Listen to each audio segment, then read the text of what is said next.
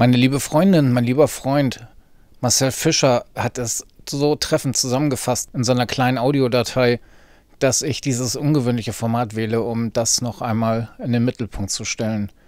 Er bezieht sich da auf eine Aussage von Thomas Röper in Tacheles. Wer sind in Deutschland die Rechtsradikalen? Hier seine Gedanken dazu. Was die Grünen machen, die angeblich so linke Partei, das ist reine neoliberale Wirtschaftspolitik, das ist knallrechts. Was die Grünen machen, ist Förderung von Kriegen und Waffenverkauf, das ist knallrechts. Wir leben bei Orwell.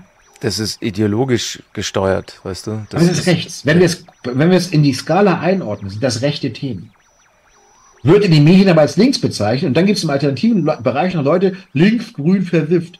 Das ist nicht links, Leute. Genau so ist das. Links versifft. Ebenso absurd DDR 2.0 und Überlegungen. Die Nationalsozialisten. Hier hört es eigentlich schon bei der von ihnen selbst eingeführten Selbstbezeichnung auf. Es waren die deutschen Faschisten, wären in irgendeiner Art und Weise links gewesen. Ich kann stundenlang grübeln, aber alleine die Geschichtsvergessenheit.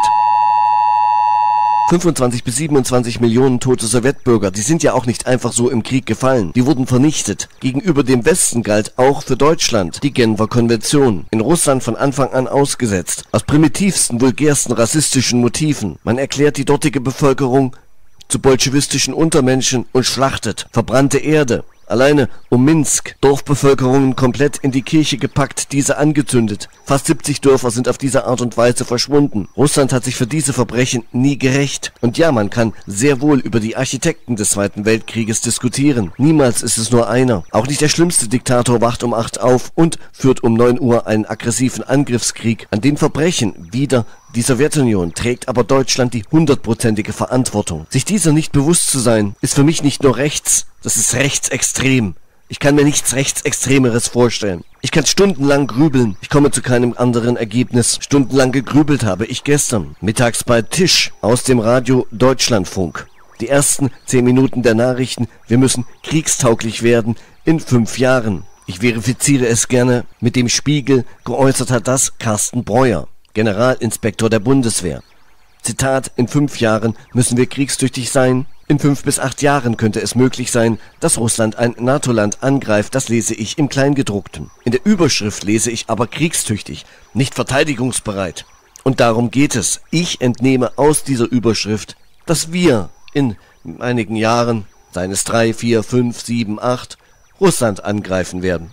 Nichts anderes. Auch russische Analytiker, Berater, Militärs können das nicht anders interpretieren. Sie nehmen derzeit wahr, dass wir nicht mehr in der Lage sind, der Ukraine genug Munition zu schicken. Zudem sind sie sowieso die Bösen, egal was sie tun. Nach einer derartig klaren Aussage, immerhin 10 Minuten, 12 Uhr im Deutschlandfunk, müsste man in Russland auch darüber nachdenken, die Initiative zu ergreifen. Auch der Chef der Münchner Sicherheitskonferenz gibt auf RP Online vor, Zitat, Putin muss erleben, dass er mit seiner Strategie nicht weiterkommt. Auch das heißt ganz klar Krieg, Krieg, Krieg.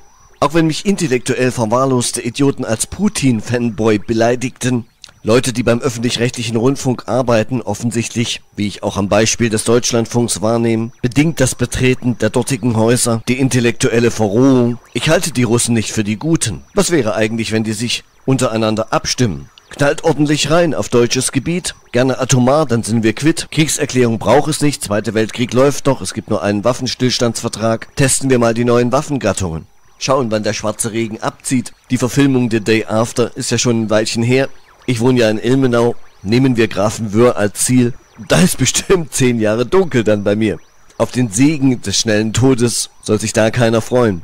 Das sah man ja auch schon im Film The Day After. We are fighting a war against Russia and not against each other. Thank you. Wissen Sie, was vielleicht das einzige Linke an dieser Entwicklung ist? Die Ehrlichkeit unserer Außenministerin, bei der ich manchmal den Eindruck habe, sie merkt gar nicht, was sie für eine Politik hier macht. Den gesamten Rest kann ich nicht anders als rechts oder rechtsextrem empfinden. Während ich das für den Sonntag einspreche, laufen nebenbei die Bilder des weißrussischen Fernsehens. Das mag ich am Wochenende. Hier kommen 2 Sendungen über Land und Leute mit viel Schauwert. Gerade zu Ende gegangen das militärpolitische Magazin Arsenal. Beim Abspann liefen die Bilder auf den Sturm des Reichstages zu Berlin. Jedem Russen, jedem Weißrussen sind die Ereignisse zutiefst verankert. Es ist wohl auch schon rechts oder rechtsextrem, dass wir uns das überhaupt nicht mehr vorstellen können.